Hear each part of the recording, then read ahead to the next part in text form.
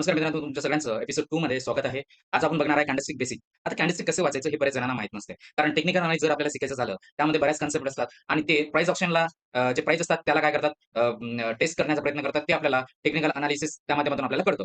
Price ज्या पद्धतीने move करते त्या पद्धतीने आपल्याला जे दाखवण्याचं काम करतं ते कसं करतं टेक्निकल अनालिसिस. तर त्यासाठी जे मूव्हमेंट आहे ते आपल्याला कॅन्डलस्टिकच्या माध्यमातून आपल्याला कळते. तर बघा या ठिकाणी वेगवेगळे टॉपिक्स आहे आपण यामध्ये या व्हिडिओमध्ये आपण शिकणार आहे. ते कॅन्डलस्टिक म्हणजे काय? ओपन हाय, लो आणि क्लोज म्हणजे काय? बॉडी अँड विक.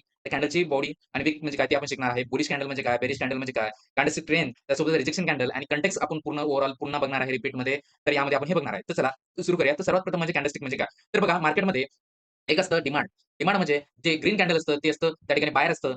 एक समजा की बाहेर आहे.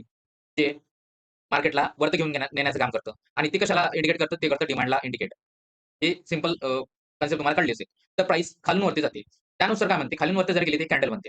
आता ही कॅन्डल वेगवेगळ्या टाईम फ्रेमनुसार वेगळी असेल. तर बघा 5 मिनिटाची कॅन्डल, 10 मिनिटाची कॅन्डल, 15 मिनिटाची कॅन्डल यामध्ये विविध प्राइस असतात, की त्या प्राइसला कंपाईल करून ती कॅन्डल बनत असते. त्या ठिकाणी ही कॅन्डल आहे तिचा हाय, ओपन हाय आहे. या ठिकाणचा असतो. या ठिकाणी ती सुरुवात होते आणि ती वरती जाते. त्या ठिकाणी ती थांबते, त्या ठिकाणी त्याला क्लोज असं म्हणतं. त्याच वेळेस ती जास्तीत जास्त जाण्याचा प्रयत्न करते त्याला हाय असं म्हणतो आणि ती जेवढ्यात कमी किमतीला येण्याचा प्रयत्न करते तिचा आपण काय म्हणतो लो म्हणतो. त्या प्रकारची ही कॅन्डल असते. आता हे तुमच्या लक्षात आलेलं असेल. ठीक आहे मित्रांनो. ही त्याला वीक असते, ते रिजेक्शन शो करते. म्हणजेच वरतून प्रेशर आहे ती दाखवते. ते तुम्हाला समोर कळणारच. तर हे बघा, एक कॅन्डलची एनाटॉमी काय असते, म्हणजे नेमकं कॅन्डल बनते कसं? बघा, जी ओपन प्राइस आहे म्हणजे मार्केट या ठिकाणी ₹100 ला सुरू झालं असं समजा. उदाहरणामध्ये बघत आहोत आपण. ₹100 ला सुरू झालं आणि ती मार्केट बंद झालं ₹120 ला. परंतु त्याच दिवशी व्यवहार होत असताना ती जास्तीत जास्त जाण्याचा प्रयत्न केला त्याला म्हटलं जातं त्याचा हाय. म्हणजे समजा की त्याच दिवशी तिने 130 पर्यंत जाण्याचा प्रयत्न करला, पण ती त्यावर टिकली नाही. ती खाली बंद होण्या 120 च्या आतमध्ये आली आणि बंद झाली. त्यानंतर आपल्याला एक लो बघायला मिळतो. लो म्हणजे कमीत कमी प्राइस, एकदम कमीत कमी प्राइस. म्हणजे त्याच दिवशी किंवा त्याच वेळेमध्ये तिने एकदम कमी जो किंमत गाठलेली आहे त्याला म्हटलं जातं लो म्हटलं जातं. हे तुम्हाला एनाटॉमी आपल्याला कळली असेल. कारण ओपन जे असतो तो ग्रीन कॅन्डलचा ओपन हा खालच्या बाजूला असतो आणि क्लोज हा वरच्या बाजूला असतो. हे तुमच्या बेसिक बाब समजली असेल. तर चला समोरच्या बाबीवरती आपण येऊया. तर बघा एक बुलिश कॅन्डल आहे. आता बुलिश कॅन्डल नेमकी काय? तर ग्रीन कॅन्डल याला बुलिश कॅन्डल असं म्हटलं जातं. तर बुलिश कॅन्डल का? तर बघा बाहेरची ही कॅन्डल आहे. बाहेर जे असतात मार्केटमध्ये खरेदीदार त्याला शो करणारी कॅन्डल म्हणजे बुलिश कॅन्डल. आणि बघा जर कॅन्डल मोठी असेल, जर समजा तुम्हाला एक्झाम्पलमध्ये समजत नसेल तर बघा एखादा पिलर मोठा आहे, एखादा पिलर, एखादा खांब मोठा आहे की लहान आहे, हे तुम्हाला कसं कळतं? त्यांच्या उंचीनुसार किंवा ते जाड आहे की बारीक आहे, यावरून तुम्हाला त्याची काय करतात, की आपल्याला जाड आहे की बारीक आहे हे कळतात. त्या पद्धतीनं ही कॅन्डल बघा किती उंच आहे. त्यासोबत याची बॉडी बघा, लेंथ बघा याची, ठीक आहे ना, हाईट बघा खूप मोठी आहे. हे आपल्याला त्यावरून कळतं, की ही स्ट्राँग कॅन्डल आहे. जर ग्रीन कॅन्डल अशा पद्धतीची बनत असेल, तर ती बायरला आयडेंटिफाय करतं. म्हणजेच त्या ठिकाणी स्ट्राँग बायर आहे, असं ते शो करतं. तर बघा, या ठिकाणी काय म्हटलेलं आहे, प्राइस ओपन पेक्षा वर्क झालेला असेल, तर बघा या ठिकाणी ग्रीन जी कॅन्डल असते, या ठिकाणी ओपन होतं आणि या ठिकाणी क्लोज होतं. जर ओपनपेक्षा ओपनच्या वर जर क्लोज झालेला असेल, त्याला आपण स्ट्राँग कॅन्डल असं म्हणतो. हिट अँगल जी कॅन्डल आहे, ती वेगवेगळ्या ठिकाणी वेगवेगळी बनतात. तर बघा, आपल्याला लोकेशन बघणं फार गरजेचं असतं. लोकेशन असतं सपोर्ट आणि रेझिस्टन्स या ठिकाणी बघणं गरजेचं असतं. ठीक आहे मित्रांनो, हे तुमच्या लक्षात आलेलं असेल. नंतर बघा एक रेड कॅन्डल, त्याला बेरिश कॅन्डल असं म्हटलं जातं. ती प्राइसला वरून खाली आणते. त्याला बेरिश कॅन्डल असं म्हटलं जातं आणि हिचा जो ओपन असतो, तो हा असतो आणि क्लोज हा खाली असतो. हे ग्रीन कॅन्डलच्या अपोझिट ओपन लो असतो याचा. तर बघा, कारण ग्रीन कॅन्डल वरती नेते आणि रेड कॅन्डल खालती आणते. तर बघा, या ठिकाणी प्राइस 110 आहे हे समजा. सॉरी प्राइस ₹100 आहे पकडा आणि हिने क्लोज झाली ₹90 वरती क्लोज झाली असं समजा. ₹90 वरती क्लोज झाली. परंतु ती 180 ला पण जाऊन आली त्यावेळेस आणि जास्तीत जास्त ती 110 ला पण जाऊन आली. 110 ला जाऊन आली तिचा तो हाय पॉइंट असतो आणि कमीत कमी प्राइस हा लो असतो. त्या ठिकाणी ओपन झाला, त्याची प्राइस ओपन प्राइस असतं. त्या ठिकाणी क्लोज झाला, ती क्लोज प्राइस असतं. हे तुम्हाला समजलं. जर स्ट्राँग बॉडी असेल, तर त्याला आपण काय म्हणतो, त्या ठिकाणी सेलिंग प्रेशर आहे. कारण सेलरची रेड कॅन्डल असतं आणि ते सप्लायला दर्शवतं. ठीक आहे मित्रांनो? आणि या ठिकाणचा जो क्लोज आहे आणि लो आहे हा जवळ असतो. हे तुमच्या लक्षात आलेलं असेल.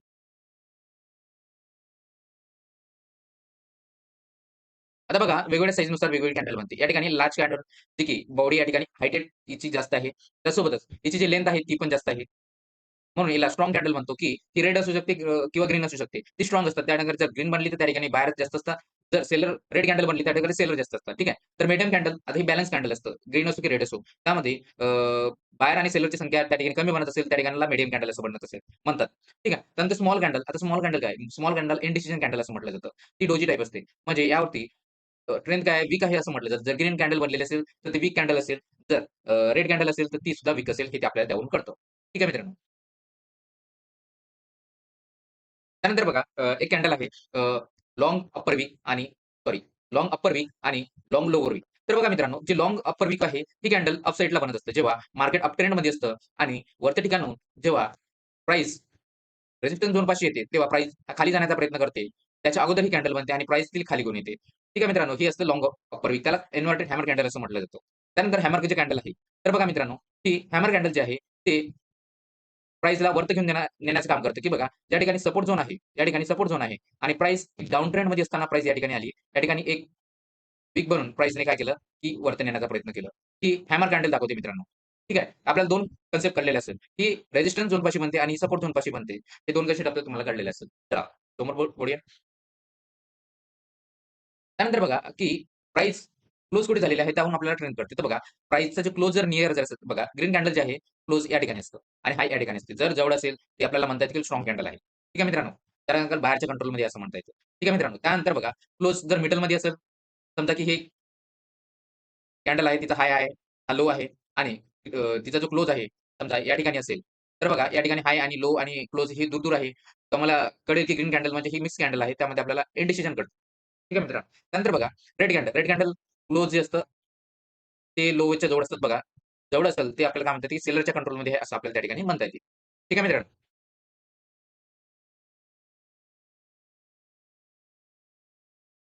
त्यानंतर बघा एक डोजी कॅन्डल असतं. आता हे डोजी कॅन्डल काय असतं दाखवतो. तर डोजी कॅन्डल जे असतं त्या ठिकाणी ओपन झालेली आहे, त्याच ठिकाणी क्लोज, ओपन आणि क्लोज.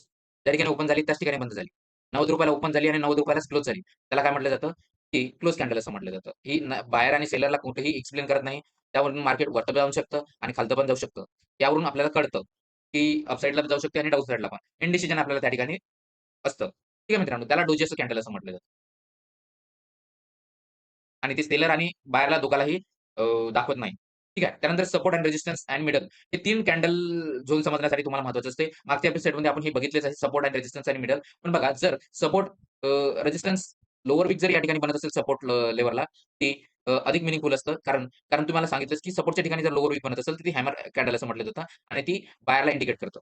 ठीक आहे. ती वरती नेण्याचा अप ट्रेंडमध्ये नेण्याचा प्रयत्न करतं. त्यानंतर विक जर अपर साइडला बनत असेल तर ती रेझिस्टन्स झोनपाशी बनत असेल, तर ती डाउन साइडला नेण्याचा प्रयत्न करतो. हे आपल्याला त्या ठिकाणून कळतं.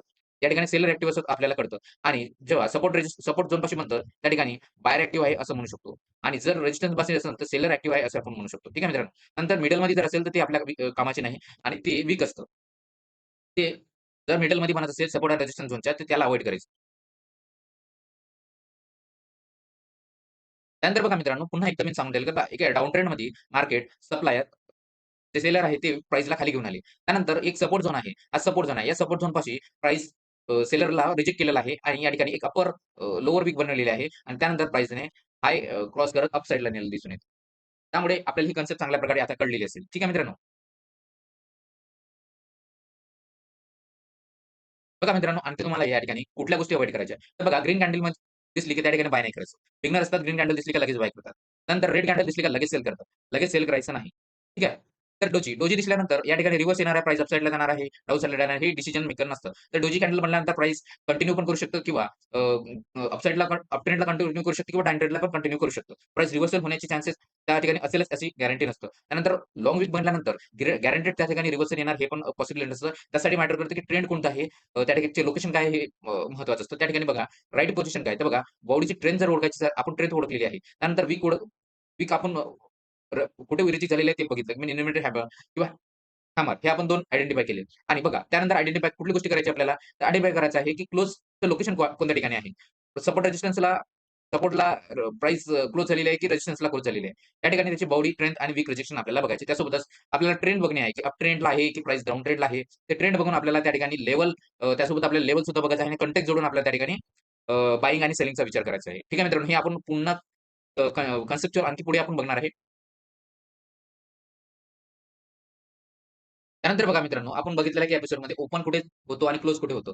बायर आणि सेलरचे दोघांचेही बघितले. त्यानंतर बघा की त्या ठिकाणी आपण बॉडी बघितली की ग्रीन कॅन्डल आणि रेड कॅन्डलची बॉडीनुसार आपण त्याची ट्रेंड बघितली. त्यानंतर अपर वीक आणि लोवर वीक बघितली की नेमकी अपर वीक कशाला असतात आणि लोवर वीक कशाला असतात.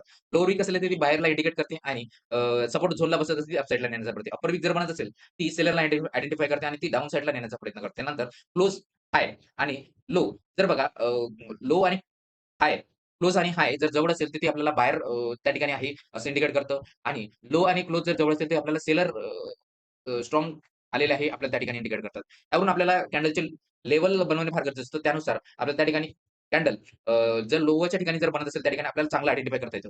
त्यानंतर ट्रेंड काय आहे, ते महत्त्वाचं आहे. अप ट्रेंड आहे, डाउन ट्रेंड आहे, साइडवेज आहे. त्यानुसार आपल्याला कॅन्डलस्टिक पॅटर्न आपल्याला समजणं थोडं इझी जातं. तर असेच या ठिकाणी आपण थांबणार आहे. तुम्हाला ह्या कन्सेप्ट कळल्याच असेल. जर तुम्हाला ह्या कन्सेप्ट कळल्या नसेल, तर पुन्हा व्हिडिओला बघा, वारंवार बघा. चॅनलला सबस्क्राईब करा, लाईक करा आणि शेअर करा.